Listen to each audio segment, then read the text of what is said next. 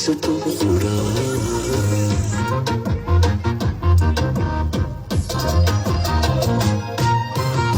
Ang bersaudara bertawanu kala diman tertawanu dafi yang di fakota yang di fakota.